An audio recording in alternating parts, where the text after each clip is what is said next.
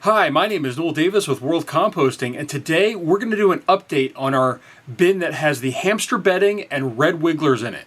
So this bin has been going incredibly well. The worms are just chewing through food very fast, and I will be honest, I do not have anything that I could add as far as hamster bedding to the bin this time.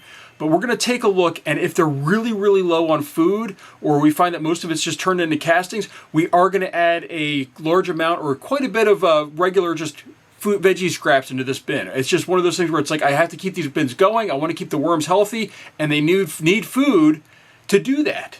So we're going to take a look. We're going to probably add some food, probably add some more crushed eggshell and crab shell, and try to get this bin, going also with some food as well on the side until we can get more hamster bedding. Unfortunately, I do like to let the hamster bedding sit for a bit. I just had a cleaning of my son's hamster cage, but it's very fresh. I don't want to throw it in there and possibly, if it's more acidic or anything like that, or too much urine or something, I like to let it sit and kind of settle for a bit before I add it in here. So that microbial growth is already on there, and any of the, anything that's maybe bad in there that would be bad for the worms has a chance to sort of just dry up a little bit. So with that, let's go to the system and take a look and see how it's doing. All right, here's our bin right here. As you can see, last time's date was 1/6. Today's the 19th, so 13 days later, almost 2 weeks. And let's just see. First off, water on the lid. No water on the lid at all. So it might be a little bit dry in here. I do have a sprayer that we can use to spray this down. I am seeing a lot of material in the top still. So it looks like there's a lot of aspen shavings in here. It looks like the paper, though, might be gone. Again, I'm using a different glove. I'm using my left glove instead of right glove that I use in all my other bins. And we're just going to sort of dig in here a little bit and just take a look and see how things are going. This material is getting pretty thick and heavy. As you can see, though, worms. And I have found that worms typically in these systems are just in every single little bit that we check. But we're just going to go in here.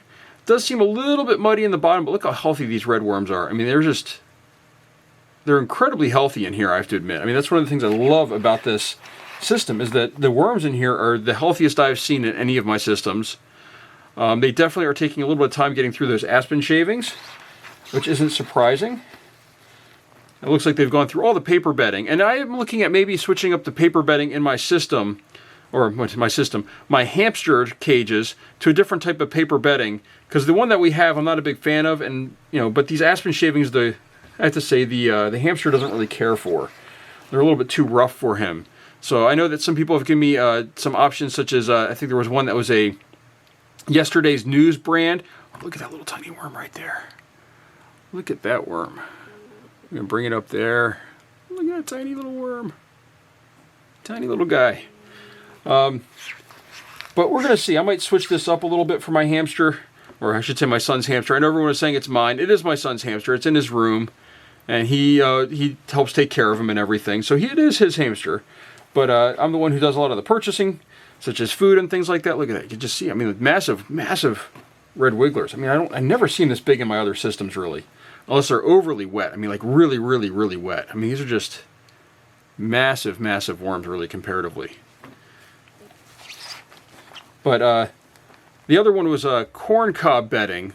So I'm looking into both of those. I have to see what I can find. It's apparently very hard to find bedding right now, surprisingly.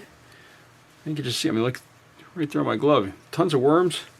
They're everywhere in the system. They're doing great. Here's the cardboard tube that we left in here. Some worms on top of this. It looks like they've gone through the glue, but it looks like this is still pretty intact. You can see them. I can just unfold it though. They've eaten through the glue that was sort of holding it together, but look at that. You can just see right there. It's really intact. That might be helpful actually at the end here when we put some food in, because I think we are going to add some food. Even though they do have a lot of bedding in here, that's aspen shavings, I do want to add some more food. I think they've gone through all the cardboard bedding or paper bedding. Look at that. You can just see though, that is a nice handful of worms right there, right off the bottom. Nice and healthy. They're just really, really liking this system. And I mean, it really is amazing. They seem to be on the bottom a little bit more moisture maybe down there. So they do seem to like the bottom section a little bit better than the top.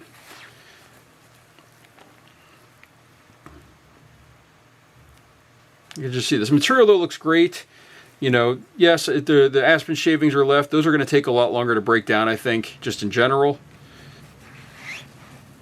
But this stuff just looks incredibly good. Worms all through the system.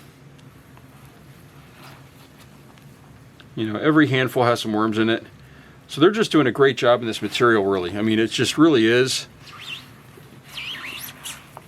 By the way, there is a slight odor to this. I don't really talk about it. There's a slight, I want to say almost like ammonia-ish odor. But I don't think it's ammonia, but I don't know, that's just what it reminds me of. Or maybe it's like a wood smell. It's hard to tell exactly what it is, but there's definitely some sort of odor. It's not bad. It's just not, you know, it's not. I don't want to say it's not pleasant either. Maybe it's the aspen shavings. I don't use aspen shavings a lot in anything that I've ever done, so maybe I'm just not used to that odor. Look at that. But they're doing a really good job in here. And what I think we're going to do now is we're going to scrape this stuff away to one side. Try to get the worms with it. And we're going to grab, this material is definitely a little bit moist, although even though there was nothing on the surface, it really was moist. And we're going to add, if I can get this stuff off my gloves, a nice big thing of food here. Now I did the same thing in my African nightcrawler system, but I added, what was it? It was a stuff that had gone through my juicer. This is a mixture of carrots, bananas, celery.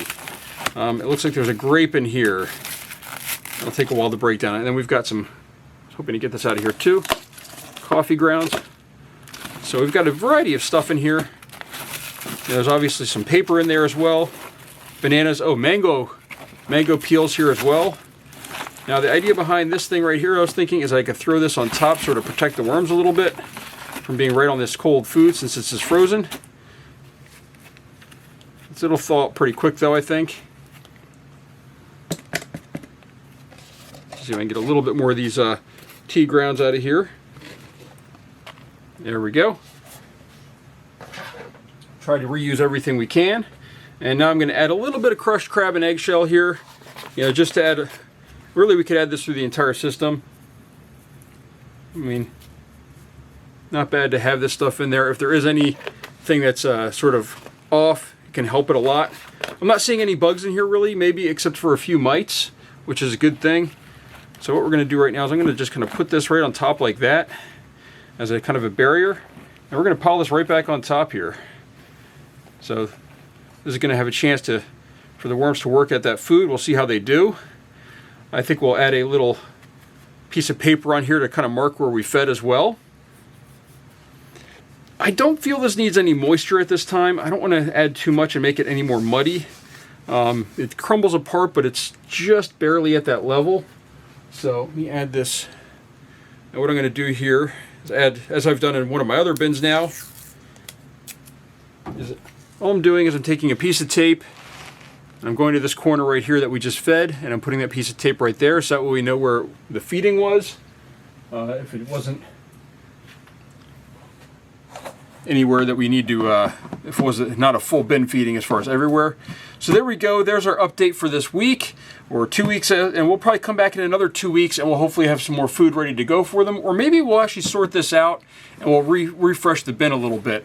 You know, this is starting to get kind of full. I don't want to actually, let me just show you in here. I mean, I don't want to let it get up too high. It's already up to this first notch or ridge around here. If you can see that, there's a ridge. And it's already up to that first ridge. We only have a couple more inches really before we get up to the holes in the sides. And I don't want to let it get up too high, so we might let them sort of work through this material, and maybe we'll start another one to add in this hamster bedding. Or maybe what I should do, if you guys are interested, what I can do, I could actually do a video of maybe a time lapse of the worms going through this hamster bedding material. I'm just going to mark this with this little dash there so we know that it was fed. And we're going to put this bin away, but I'll have to think about that maybe when I'm done my current time lapse. Maybe I could do a time lapse of the worms just consuming this bedding material, and we'll go from there. So thank you for watching, and if you have any questions, please leave a comment down below.